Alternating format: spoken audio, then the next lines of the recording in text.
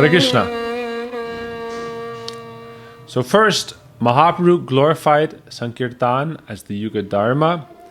And then he said that Brahmananda, the happiness of material or this impersonalistic philosophy, is described to be like the water in the hoof of a calf compared to the ocean of the bliss of bhakti. Why would we want so-called bliss of Brahmananda when we are relishing this Prema-nanda, bliss of divine love? So hearing Mahaprabhu discuss and glorify Nam-sankirtan like that, the Mayavadis became somewhat moved. And then they said, "Oh Prabhu, you are a great devotee of the Lord. Okay, but you should not avoid discussing Vedanta completely. What is the fault in that?" When they said like that, Mahaprabhu smiled, because obviously he knows everything. The Mayavadis were thinking, oh, Mahaprabhu, he's not so knowledgeable. Mahaprabhu was the greatest logician of his time. Mahaprabhu was famous. He had defeated Keshav Kashmiri, who was Digvijay Pandit. That means someone who is Digvijay, conquered all directions.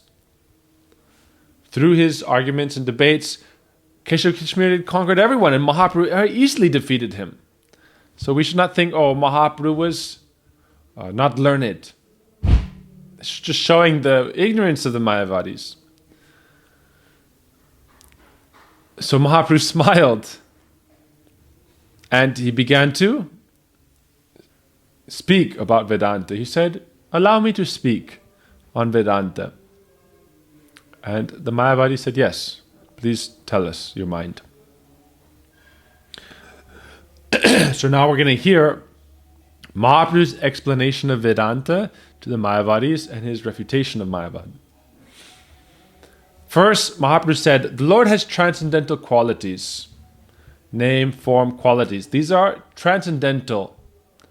The Mayavadis do not accept this. They say, this is all Maya. The Lord has no form. The form of the Lord is also illusion, Maya. Therefore, the Mayavadis are great offenders to the Lord. Mahaprabhu boldly declared this. They are great offenders to the Lord. But Sankaracharya is not at fault, Mahaprabhu said. He is a great servant. But Mahaprabhu said, one who considers the transcendental form of the Lord to be material is a great offender. This is great blasphemy to the Lord. The Lord describes it is like they are kicking upon his chest. Vedvyas himself, the writer of the Sastras, says, the Lord has transcendental form. Mahaprabhu then described the nature of the Lord's divine nature. He said, the Lord is like a blazing fire, and the living entities are like tiny sparks of that fire. We should not think that the living entities are transformations of Brahma, which is Brahma Parinamvad. Nor should we believe in Vivartavad, which is that ultimately there is no transformation and all this world is illusion. Mahaprabhu said the real proper understanding of the Vedanta is that we are transformations of the energy of the Lord, the potency of the Lord, not directly from the potent Supreme Lord. It may seem like a technical detail, but all the Sastra establishes that the Lord, Parabrahma, has no material transformation. So if you are following Brahma Parinamvad, on one hand it means that the Lord transforms and becomes material nature, and it's completely against the Vedic teachings. And if you believe in Vivartavad, that this whole world is false, but that goes against the Vedic teachings of the sound incarnation of the Lord, Om, expanding into the material creation, and the Vyahritis, the material planetary systems are also in that way connected to the Absolute. In the Gita, Krishna says, the jivas are para prakriti, the superior energy of the Lord coming from his Shakti. The Vedanta and the scriptures of Vedvyas clearly establishes Para Brahman, the absolute truth, cannot transform into material nature. And so Sankaracharya said, oh, you cannot understand this. This world, everything is Maya, but also not. It's all illusory. Satyam, Jagat Mithya. But in this way, Sankaracharya actually undermined the real purports of the Vedanta. So Mahaprabhu describe this. It's complicated, but bear with me. Mahaprabhu referred to Krishna's instructions, saying, Prakritim vidime param, aparyang itastwamyam prakritim vidime param, jiva bhuta mahabhayayadam dharyate jagat. The living entities who are in Maya are transformations of the Lord's divine energy. This is as established by the Bhagavad Gita, the Bhagavatam, and the Vedanta. Bhumira pona lo vayu kammano buddhirevacha. Earth, water, fire, air, ether, mind, intelligence, ego, which is the basic elements of material creation. On top of that, there are the sense objects, the acting senses, the knowledge acquiring senses, the sense objects themselves. These are all transformations of these lower nature of God, which is also a transformation from the potency of the Lord. Now the Mayavadis say that the jivas are actually God covered by ignorance, but this is also nonsensical. The jivas, being very minute, can come under the influence of illusion, Maya, but by the mercy of the Lord or his pure devotees, they can be freed. Now the Lord's energy is divided into the living entities from the Tatastha region, the middle portion between spirit and matter. And then there is material nature, which is the lower energy, which is that which we perceive with our senses in this world. But we are from a higher nature. It's described to be the shoreline between spirit and matter. If you're at the ocean, that area which is neither land nor water, that is known as Tatastha. Tat means the shoreline and Shta means to be situated. So this is where the conditioned souls, where we ourselves are present. If we look one direction, it's material nature, and if we look towards spirit, we can enter into the higher dimension of God's own realm. Now, in principle, the jivas are of the spiritual nature, but they come under the influence of material nature because of their, they become bahirmukh, disinclined towards the relationship with God, and they become covered by avidya, ignorance. Then they become subject to the dominion of Maya. So Mahaprabhu then said, in the Vedanta Sutra, Vyasadeva has described that everything is a transformation of the energy of the Lord. Shakti parinambhat. Vichitra shaktir purusha puranahi. The Supreme Personality, the original Purush, has many divine energies. And those energies transform and appear as the living entities. The Mayavadis do not accept the Smriti scriptures written by Vyas or compiled by Vyas. They only accept, for example, the Nyaya or Shruti, but not the Smritis, which are further revealed by the sages. And these Smritis very clearly established the transcendental nature of the Lord and his devotees. So our acharyas say this is half-hand logic. Or you accept one half of the scriptures but not the other half. So, Parabhakti, transcendental devotion, and the name, form, qualities, and pastimes of the Lord are all described. Sankaracharya, he contradicted Vyasadeva, who is his original guru, and established Mayavad. There's a verse. Isha tattva buddhir vikara ityada hritama, which means that this diya is established that the Father and the Son are distinct. The Father is one fact, the Son that comes from the Father is one fact. So the living entities, we ourselves, come from the energy of the Lord. In that way we are connected to him. And we are of the same quality. The Son has some qualities of the Father. A lion's cub will become a lion. In the same, like the idea is that a mango seed becomes into a mango.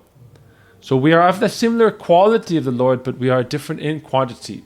Meaning the Lord is omnipresent, we are locally present. The Lord is omniscient, knowing of everything. We know only our field of activities.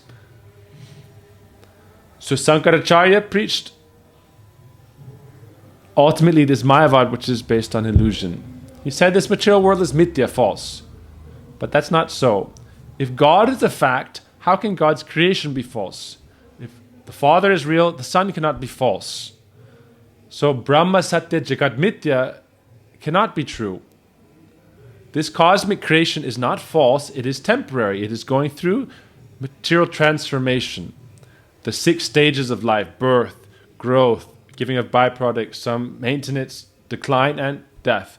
And in this way, everything is going through the cycle of birth and death. It is transformational, meaning it's going from one state to another state, whereas the Lord is without transformation. But it is not false. Mahaprabhu established this. The different planetary systems, which are called the Vyahritis, are manifestations of that supreme absolute truth and coming from his divine Prakriti nature. Therefore, the material creation is also abiding in truth. It is not false. It is not just a figment of imagination or a dream.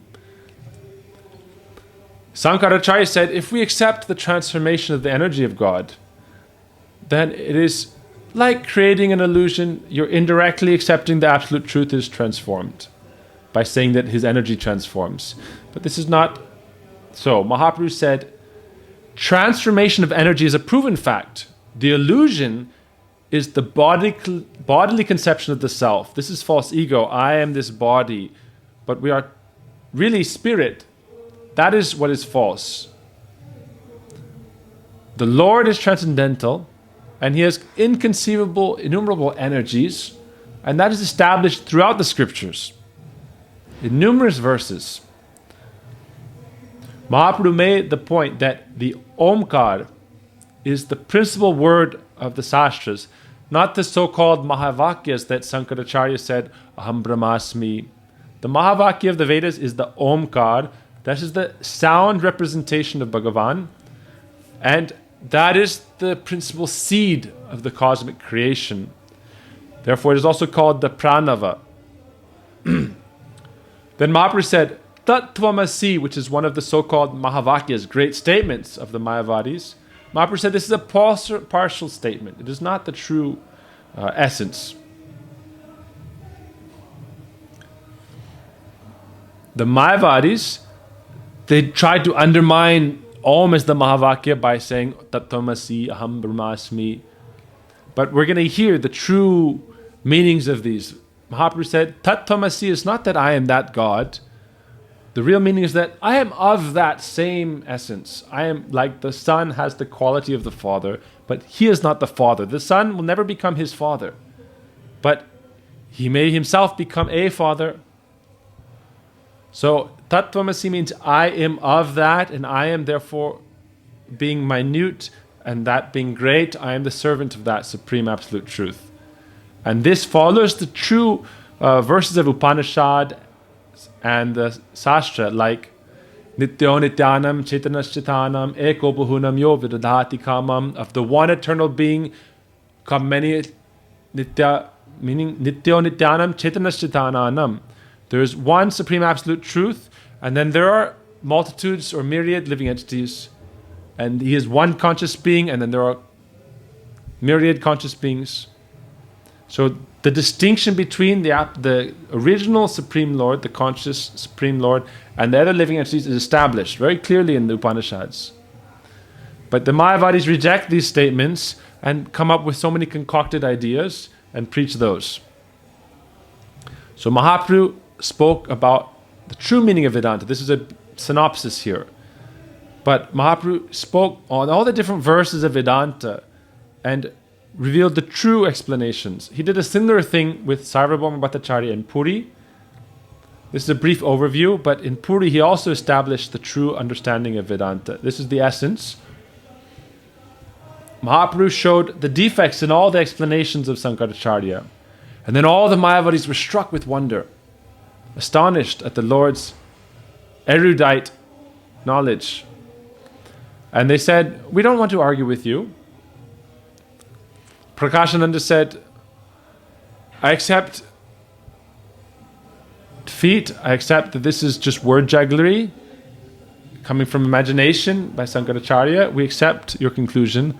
However, because we belong to this sampradaya, we cannot give it up. But we accept what you have said. They accepted defeat from Mahaprabhu. There was a long discussion. But it was very difficult. Those who are very established in one kind of ideology, they find it very hard to give up. Even if they know or are defeated in an argument, it's very hard to give up this position. Therefore, Labh Puj Pratishta is very dangerous to give up. Name, fame, adoration. Oh, I'll give this up and then I'll just become like a Trinada Pisunichana, servant of the devotees. That's another reason people don't like to follow Vaishnavism, because Gopi Bhartu Padakamalayo Dhasa Anudasa, Mahaprabhu says, you should develop the mood of being a humble servant of the Lord, humble servant of the devotees. That is the mood of bhakti. But they want to be God, so why would they accept some position of being a humble devotee? Therefore, Mahaprabhu established the Vaishnava Dharma, and the Mayavadis accepted defeat, and we see Madhvacharya, Ramanujacharya, after Sankaracharya, all these Vaishnavacharyas came and soundly defeated Mayavad. And we find Mayavadis, they don't like so much to debate with pure Vaishnavas who are established in proper Siddhanta knowledge, because they know they'll be defeated. And then they will be shamed, and they don't want to give up their philosophy that I am God. It's a very attractive philosophy. Oh, I'm God, I can enjoy as much as I want. I'm just under illusion. When I come into pure knowledge, I'll realize I am that supreme God. But this is only self-illusion. That is the theory of illusion, Mayavad. Maya means illusion, Vad is a theory. So we should try to give up this and spread the true Vaishnava Dharma. Thank you for watching. We'll continue in our next video. Hare Krishna.